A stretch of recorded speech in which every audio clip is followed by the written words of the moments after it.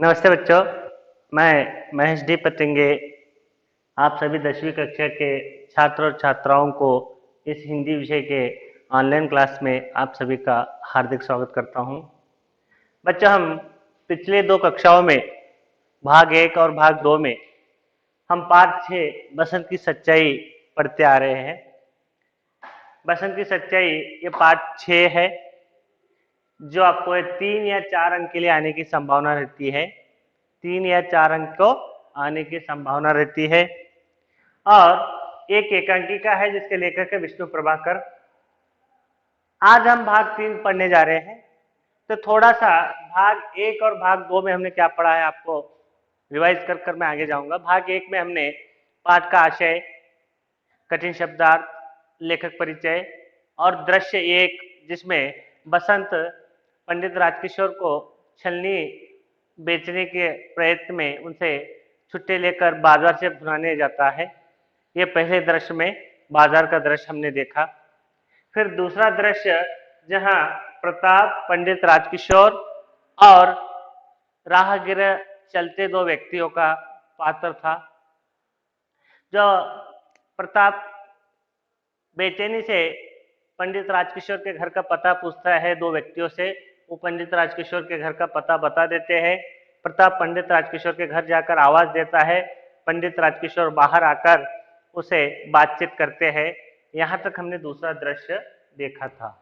तो यहाँ पर मैं आगे पेज नंबर 45 पर पढ़ रहा हूँ। आप अपने अपने टेक्स्ट बुक निकालिए, फिर मेरे साथ आप भी उसे देखेंगे तो आपको समझने में आसानी होगी।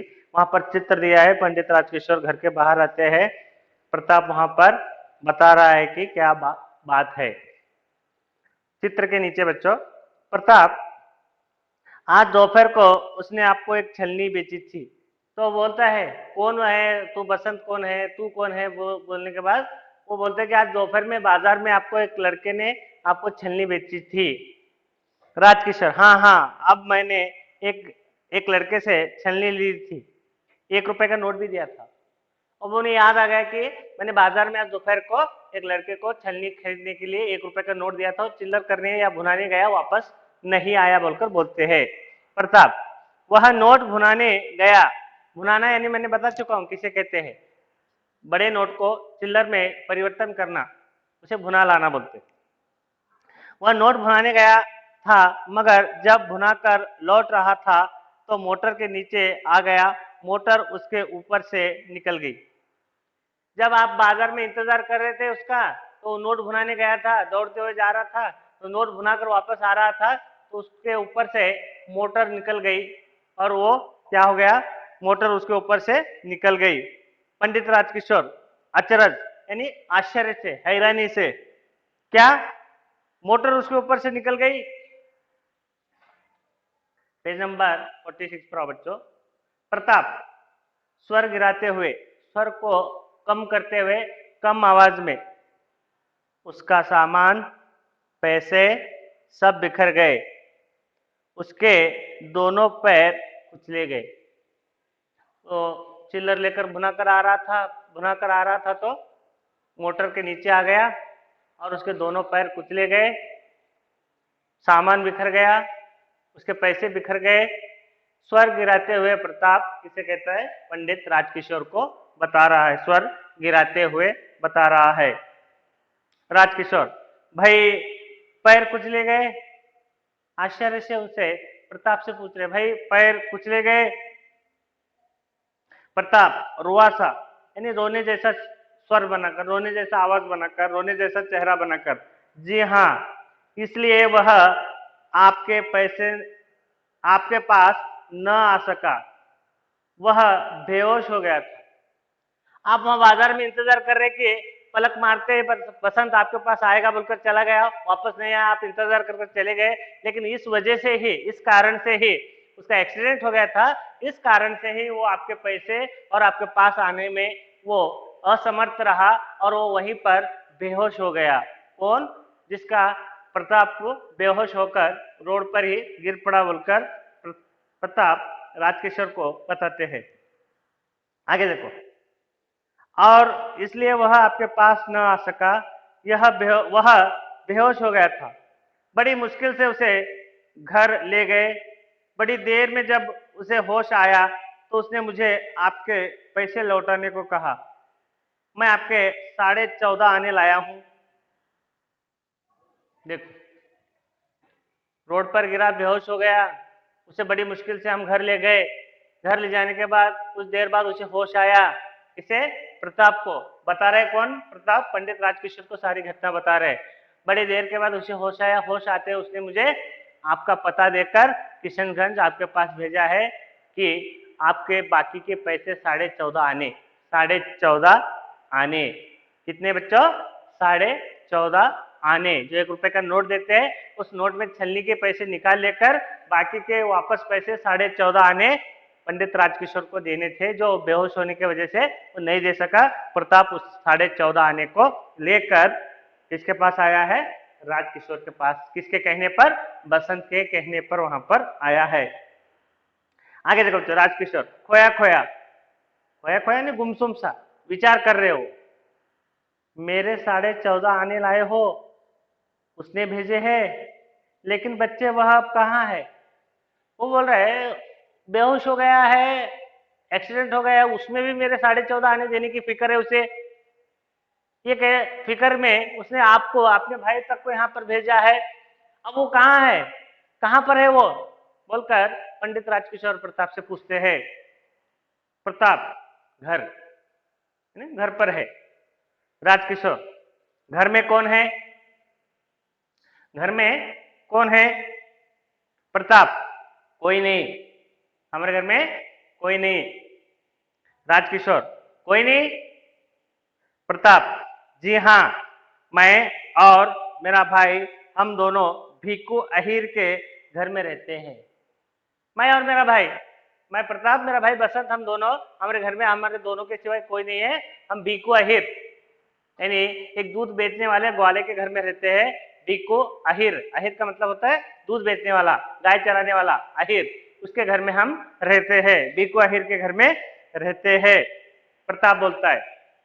राजकिशोर तुम्हारे माँ बाप क्या, यहीं पर वो बात रुका देते हैं। तुम्हारे माँ बाप क्या, इतना बोलकर बात रुका देते हैं। प्रताप इतना सुनते ही रो पड़ता है। प्रताप अपने माता पिता का नाम सुनते ही रो पड़ता है। क्या बोलते हैं देखो, प्रताप रो पड़ता है। वे मारे गए, दंगों के दिनों में उन्हें किसी ने मार डाला। राजकिशोर पूछते तुम्हारे माँ बाप है क्या बेटे? तो प्रताप रोते रोते हुए जवाब देता है कि वे मारे गए, यानी मर गए। कैसे मर गए?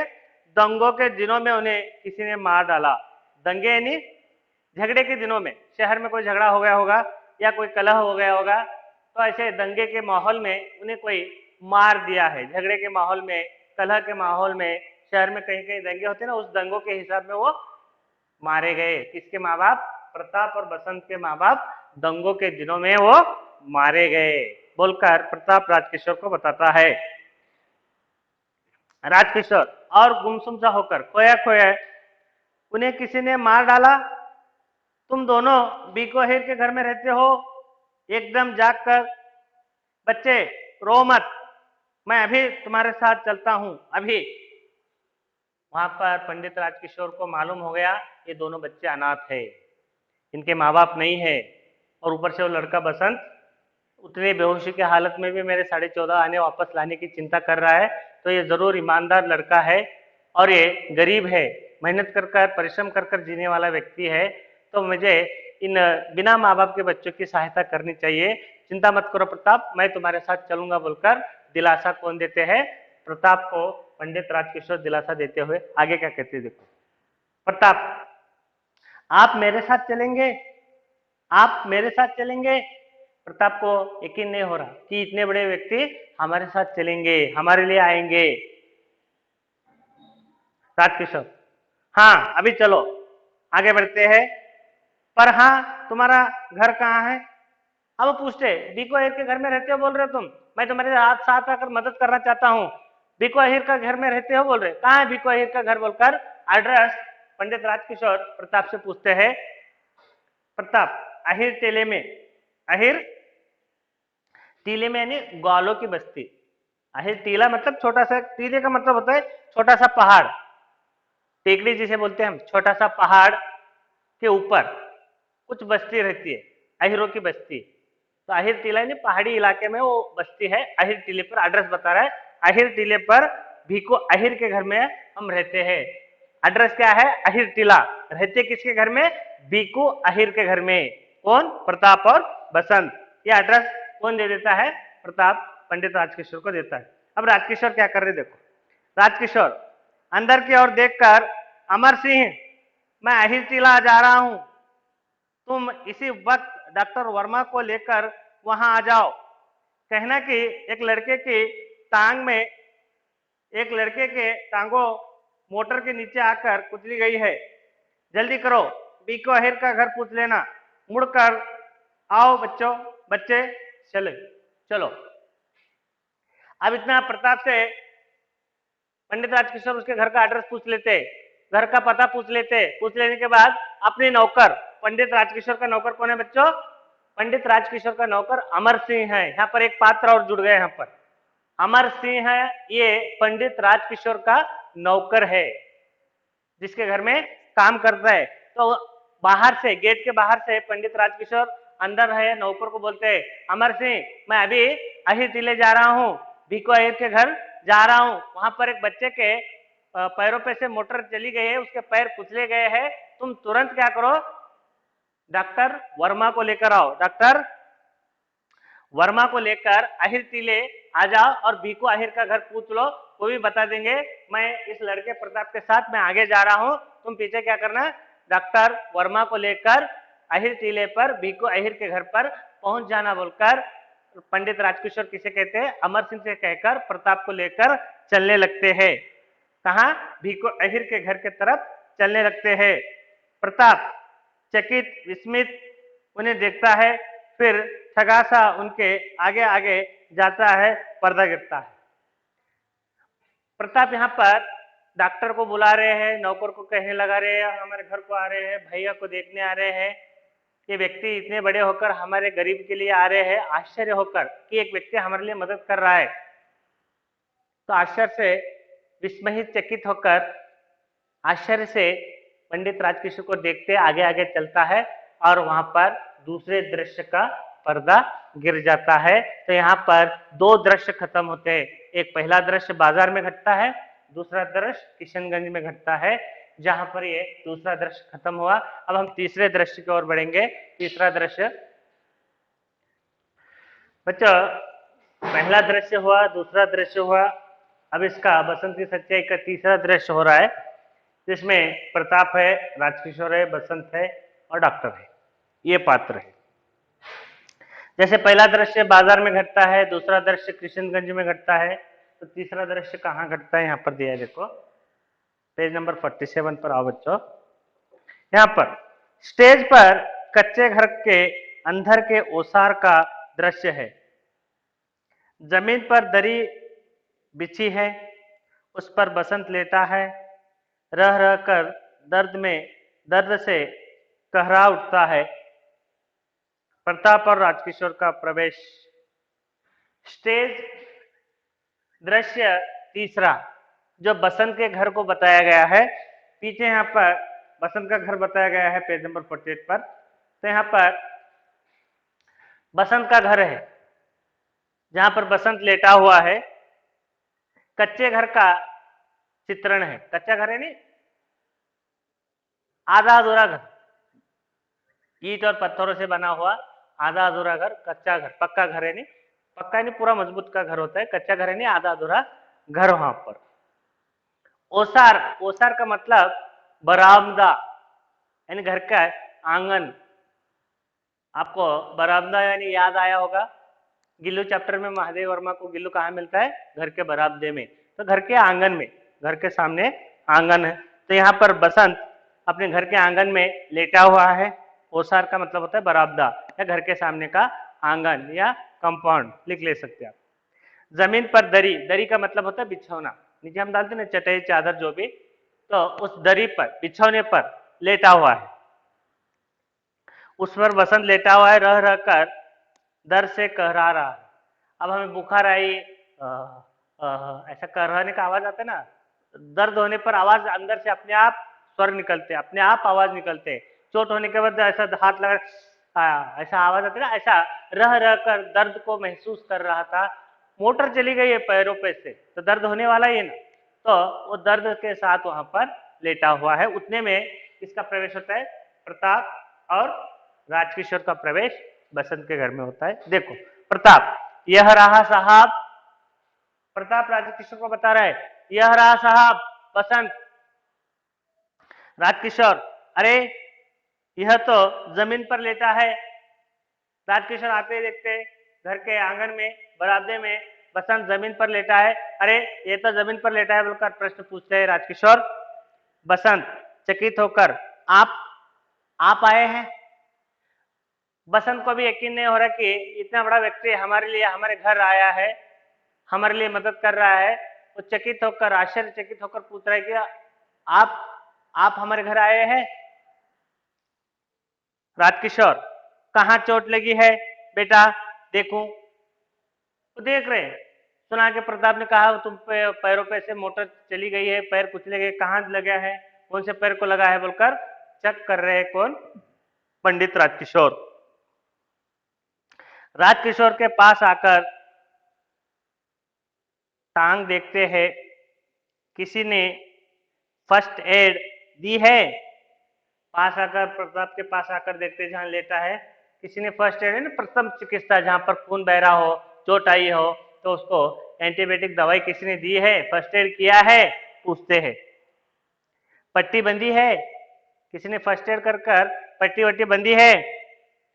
छूते ही चीख निकल जाती है। बसंत ओठ बिचक कर आह खींचता है। जैसे जहां भी हमें दर्द हो, अब एक उदाहरण देता हूं मैं, हम हॉस्पिटल जाते हैं, क्लिनिक जाते हैं, तो डॉक्टर इंजेक्शन तैयार करता है, हम लेटे हुए रहते हैं, डॉक्टर इंजेक्शन तैयार करते रहता है, ऐसे इधर से ऐसे इंजेक्शन तैयार करते रहता है, इधर तैयार करते करते हमारे मन में डर होता है कि कब आकर ये इंजेक्शन हमें टच करेगा, कब आकर, तो ऐसे भर कर कर कर यहाँ हमारे पास आने तक, जैसे ही वो डॉक्टर भी क्या करते हैं, बात करते, कौन से स्कूल में पढ़ते हो, आज खाना क्या किए क्या नहीं, घर में कौन कौन है, तोड़ को इंजेक्शन दे देते हैं, तो हमारी चीख निकल जाती है, दर्द निकल जाता है, आह खींच कर हमारा चीख बाहर निकलता है, उसे ओट बिचक कर आह खींचना या दर्द को महसूस करना होता है। समझ में आया दर्द कैसा रहता है? इंजेक्शन देते ही दर्द होता है ना, वैसा दर्द। उसके जख्मों को, पैरों के जख्मों को जैसे पंडित राजकिशोर छूते तो वो चीख उठता है, कौन? बसंत चीख उठता है। आगे देखो, दर्द को सहन कर रहा है वो, कौन? बसंत। बसंत ओह ओह कर कर आवाज निकालता है। राजकिशोर, नहीं नहीं घबराओ नहीं। राजकिशोर बोल रहे प्रताप को, नहीं नहीं घबराओ नहीं। बसंत दर्द से कहराते हुए, मैं मोटर से टकरा गया था, इसलिए तब आपके पैसे लौटा सका। तो दर्द में कहरा रहा है, फिर भी उनके पैसों की फिक्र है, इनके पंडित राजकिशोर के 14.5 आने की फिक्र बसंत को है। मैं मोटर के नीचे आने की वजह से बेहोश हो गया था, मेरे पैर कुचले गए थे, इसलिए मैं आपके पास नहीं आ सका बोलकर बसंत बोल रहा है। राजकिशोर, उस बात की चिंता न करो बेटा, मैं डॉक्टर को बुलाया है, तुम ठीक हो जाओगे। पेज नंबर 48 पर वो बोल रहे तुम वो पैसों की चिंता मत करो बसंत, मैंने डॉक्टर को बुलाया है, तुम जरूर ठीक हो जाओगे, जल्द से जल्द ठीक हो जाओगे बोलकर राजकिशोर बसंत को बोलता है। बसंत, डॉक्टर को बुलाया है? बसंत बोल रहे डॉक्टर को बुलाया है। डॉक्टर, उतने में डॉक्टर का प्रवेश बसंत के घर में होता है। यहाँ पर बसंत राजकिशोर की बातें होते होते वहां पर डॉक्टर को बुलाया बोलकर बसंत बोलते हैं, डॉक्टर का प्रवेश बसंत के घर में हो जाता है। डॉक्टर, हेलो पंडित जी, मैं इसे बाजार में देखा है। वो बोलते जैसे बसंत जी लेटा हुआ है उसको देखकर बोलते हैं, हेलो पंडित जी, मैंने इस लड़के को बाजार में देखा है, बाजार में आते जाते इस लड़के को देखा है। तो बसंत का काम क्या था? फेरी वाला था, छलनी दिया सलाई बटन बेचता था, तो कहीं ना कहीं उस डॉक्टर ने इसे बाजार में देखा होगा बोलकर परिचय देते हैं। राजकिशोर, जी हाँ, जरा देखिए तो। राजकिशोर बोलते ठीक है, जरा देखो तो इस बच्चे को क्या हुआ है। डॉक्टर पैर, डॉक्टर पैर देखते हैं। बसंत जोर से ओठ बिचकता है। प्रताप की आंखों से आंसू झरते हैं। डॉक्टर उसे चेक कर रहा है, ऐसा हाथ लगाकर उसके पैर को चेक कर रहा है, तो दर्द होने वाला है। तो दर्द होते ही वो और चीख उठती है, जैसे मैंने अभी बताया दर्द कैसे होता है बोलकर, इंजेक्शन का एक प्रसंग बताकर आपको मैंने। तो वो डॉक्टर जैसे हाथ लगा रहा है तो बसंत चीख उठता है, ओठ बिचक कर चीख उठता है, दर्द को बाहर निकालता है। तो ये सब देखकर प्रताप के आंखों में आंसू आ रहे हैं, झरने लगे। सहज है, घर में किसी को, माता पिता भाई बहन को अगर दर्द होता है तो हमारे भी मन में क्या होता है, रोना आ जाता है कि ये कैसी मुसीबत है, ये दर्द कैसा है। ऐसा हमें भी भावुक होकर रोने लगते हैं। तो प्रताप भी रोने लगता है। वह कभी भाई को देखता है, कभी डॉक्टर को। तो डॉक्टर जैसे प्रताप को चेक कर रहे हैं तो प्रताप क्या करते हैं, कभी भाई को देख रहे हैं बसंत को, तो कभी डॉक्टर की तरफ देख रहा है। कौन? प्रताप। राजकिशोर उत्सुकता से पूछते हैं, डॉक्टर को बेचैनी से, उत्सुकता से कौन पूछते हैं? राजकिशोर। क्या पूछते हैं? राजकिशोर। क्यों डॉक्टर, ठीक हो जाएगा ना? वो पूछते, क्यों डॉक्टर, बसंत ठीक हो जाएगा, उसके पैर का चोट ठीक हो जाएगा ना? ऐसे बसंत को डॉक्टर से राजकिशोर पूछते हैं।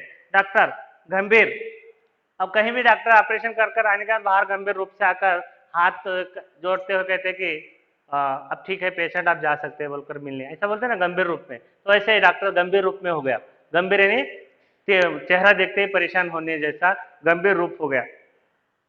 पंडित जी, ऐसा लगता है कि डॉक्टर बात कर रहे गंभीर रूप से, पंडित जी ऐसा लगता है कि पैर की हड्डी टूट गई है। बसंत के पैर की हड्डी टूट गई है, ऊपर से मोटर चली गई है, कुचले गए हैं, तो पैर की हड्डी टूट गई है। स्क्रीन करके देखना होगा। दूसरा पैर ठीक है, पर इसे अभी अस्पताल ले जाना चाहिए। तो दोनों पैरों को चेक करते डॉक्टर, चेक करने के बाद बोलते हैं कि इसके पैर, एक पैर की हड्डी इसकी टूट गई है, दूसरा पैर ठीक है, तो इसके एक पैर का स्क्रीन करना है, नहीं एक्सरे निकालना पड़ेगा। एक्सरे निकालकर कहाँ हड्डी टूटी है हमें देखना पड़ता है बोलकर डॉक्टर पंडित राजकिशोर को सलाह देते हैं, और इसे अभी तुरंत हॉस्पिटल को ले जाना पड़ता है बोलकर एडवाइस किसे करते हैं? डॉक्टर राजकिशोर को करते हैं। राजकिशोर, राजकिशोर तो क्या हुआ, अभी ले चलो, मैं एम्बुलेंस के लिए फोन कर आता हूं। तो वहां पर बोल रहे तो ठीक है, देर किस लिए करेंगे, अभी हम इसे हॉस्पिटल ले जाएंगे। मैं अभी एम्बुलेंस को, जो बीमार को वाहन में ले जाने का एक वाहन रहता है बीमारों को, तो उसे एम्बुलेंस कहा जाए, उस एम्बुलेंस में, उस गाड़ी में, हॉस्पिटल की गाड़ी में ले जाने की व्यवस्था करेंगे बोलकर राजकिशोर, अभी मैं फोन कराता हूं बोलकर एम्बुलेंस की ओर चले जाते हैं। डॉक्टर, जी हाँ कर आइए, मैं तब तक इंजेक्शन लगाता हूं। डॉक्टर क्या करते हैं, तो तुम जाओ एम्बुलेंस लेकर आओ, तब तक मैं दर्द कम होने का एक इंजेक्शन प्रताप को लगा देता हूं बोलकर पंडित राजकिशोर को डॉक्टर कहते हैं। बसंत आंखें खोलकर, आप क्या कर रहे हैं, मैं गरीब हूं। वो बोल रहे, एम्बुलेंस बोल रहे, इंजेक्शन बोल रहे, मेरे पास पैसे नहीं, मैं गरीब व्यक्ति हूं, आप सभी क्या कर रहे हैं बोलकर बसंत पंडित राजकिशोर और डॉक्टर को पूछते हैं कि आप क्या कर रहे हैं, मेरे पास इसकी देने के पैसे तक नहीं है, मैं गरीब हूं बोलकर वो बोल रहा है। कौन? प्रताप। राजकिशोर हंसकर, तुम चिंता मत करो, बस चुपचाप लेटे रहो बेटा, डॉक्टर साहब जब तक मैं नहीं आता आप यहीं रहे, इसे बचाना ही होगा, यह गरीब है पर इसमें एक दुर्लभ गुण है, यह ईमानदार है। तो वो बोल रहे, डॉक्टर बोलता मैं इंजेक्शन लगाता हूँ, एम्बुलेंस के लिए फोन करने के लिए पंडित राजकिशोर जाने के लिए तैयार होते हैं। तब बसंत बोल रहा है, मैं गरीब हूँ, आप सब ये क्या कर रहे हैं, मेरे पास पैसे नहीं है, मैं गरीब हूँ। तो पंडित राजकिशोर बोलते हैं वहां पर, चुपचाप बसंत तुम चिंता मत करो, चुपचाप लेटे रहो, डॉक्टर साहब जब तक मैं वापस एम्बुलेंस लेकर नहीं आता आप इसकी देखभाल कीजिए, यहाँ से कहीं मत जाइए, आप इसके पास ही ठहरिए। ये इस बच्चे बसंत को, लड़के को बचाना ही है, क्योंकि ये गरीब है पर इसमें एक दुर्लभ गुण है, यह ईमानदार है। ये तो गरीब भी है, इसके साथ साथ ईमानदार भी है, और इसमें दुर्लभ गुण है, एक प्रामाणिक लड़का है ये, जिसने मोटर के कुचले जाने पर भी, बेहोश हो की हालत में भी अपने भाई को मेरे पैसे 14.5 आने देने के लिए भेज रहा है तो ये प्रामाणिक लड़का है, इसमें दुर्लभ गुण है। यानी बहुत कम लोग ऐसे मिलते हैं जिनमें ऐसा गुण होता है। ये महत्व का गुण उसमें है, ये दुर्लभ गुण यानी कहीं नहीं मिलने वाला। दुर्लभ यानी कहीं नहीं मिलने वाला, जो कीमतीवान हो, मूल्यवान हो, उसे दुर्लभ कहा जाता है। तो ऐसा दुर्लभ व्यक्ति है, दुर्लभ बालक है, जो इसे हमें बचाना होगा। इसके पास ईमानदारी की संपत्ति है, इसे हम बचाना ही होगा बोलते हैं। डॉक्टर प्रताप की सहायता से इंजेक्शन तैयार करते हैं। बसंत आंख बंद कर लेता है। क्षण भर के लिए उसके मुख पर शांति और कृतज्ञता उभर आती है। डॉक्टर इंजेक्शन लगाते हैं। बसंत ओठ बिचकता है।